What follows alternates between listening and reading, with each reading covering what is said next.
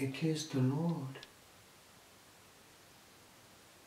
Sometimes when one comes into the sacred presence, especially alone, that word comes, wow,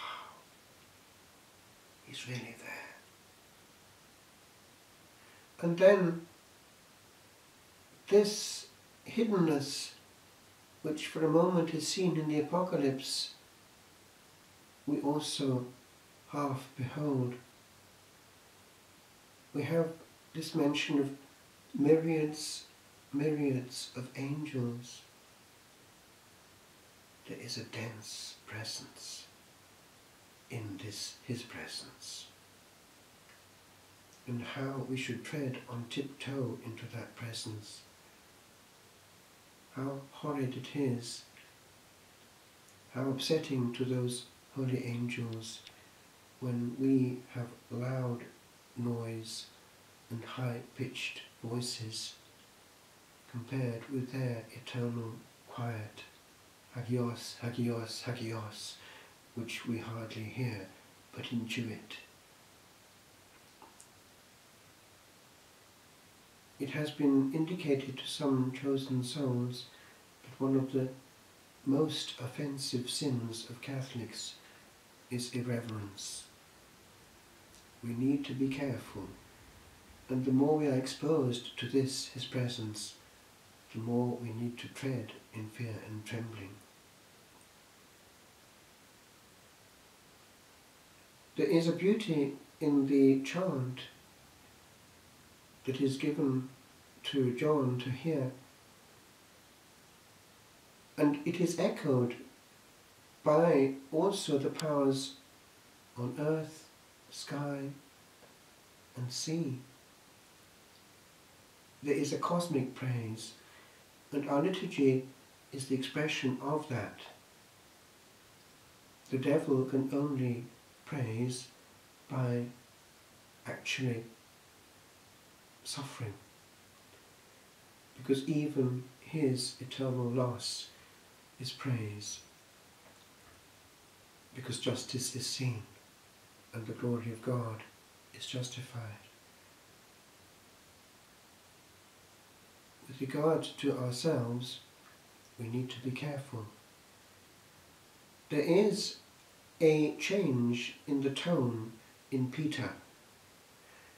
He only a little earlier on was frightened. Here he speaks up. And whereas before the authorities, the Jewish authorities, had power which in some way quashed the apostolic band, here Peter puts them on the defensive. The victory has happened in the middle of that, and the Holy Spirit is coming and empowering the early church.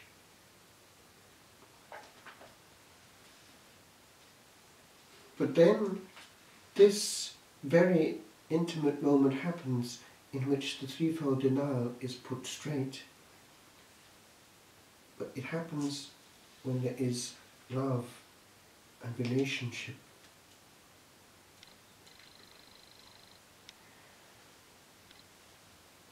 What is going to happen? Well, it would seem that there is more in this scene than meets the eye. It is the fulfillment of that early experience on that same shore, when he and others were called and were given this commission embryonically to be fishers of men. Here there is a miraculous catch, and we notice that it is the beginning of evangelization. Fish.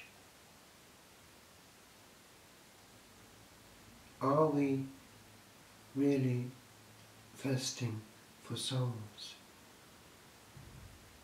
Are our words missionary? Or are we functionaries keeping a machine ticking over?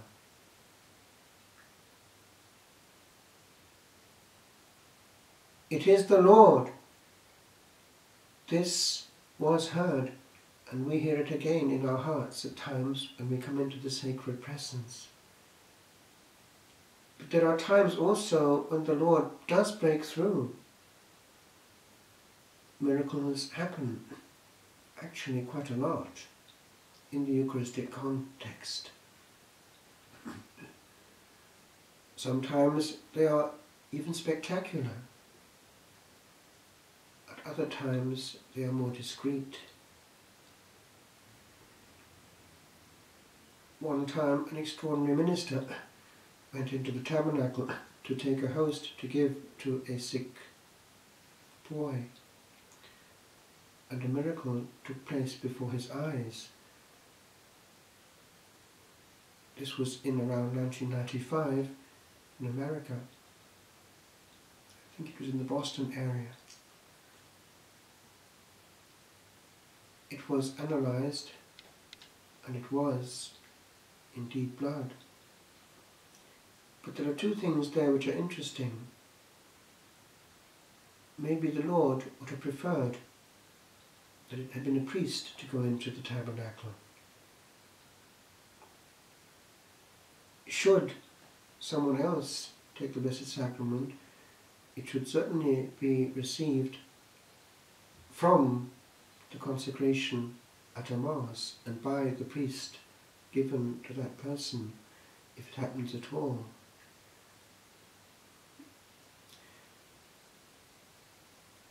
But there is a problem with this. If it happens, the person has to go straight to the person and not talk to anyone on the way.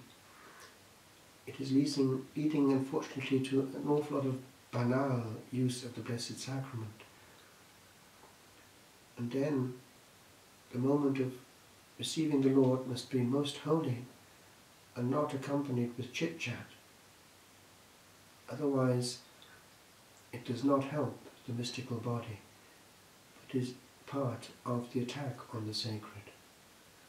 Care at all times, and the careful observance of all rubrics with regard to what pertains to the Blessed Sacrament.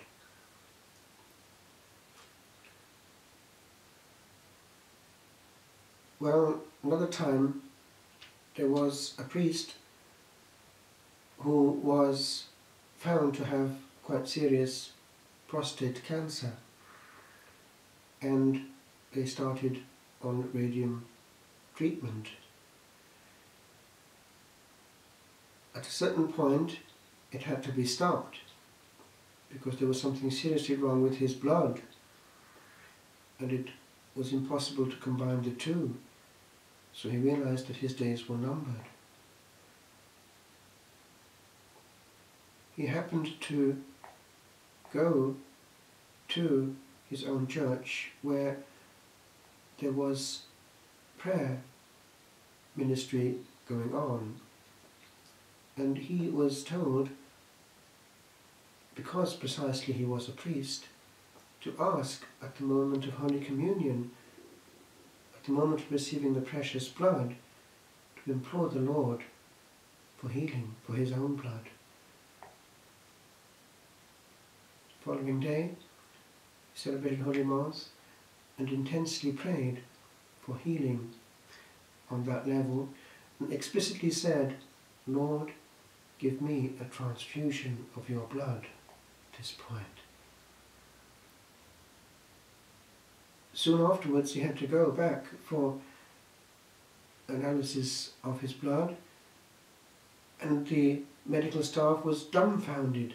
All trace of the severe disorder in his blood, making impossible all other treatment, had gone with no explanation possible.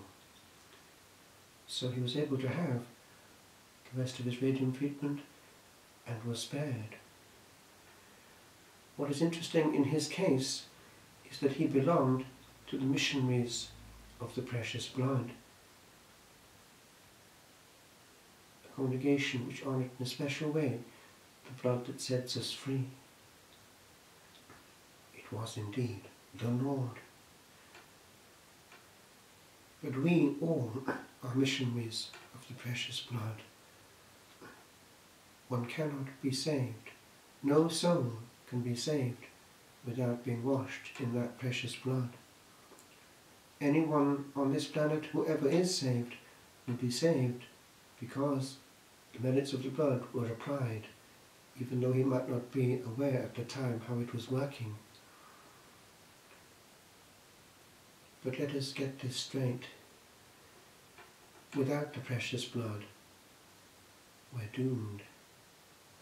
And we need to be careful about presuming that we all have automatic entry into glory.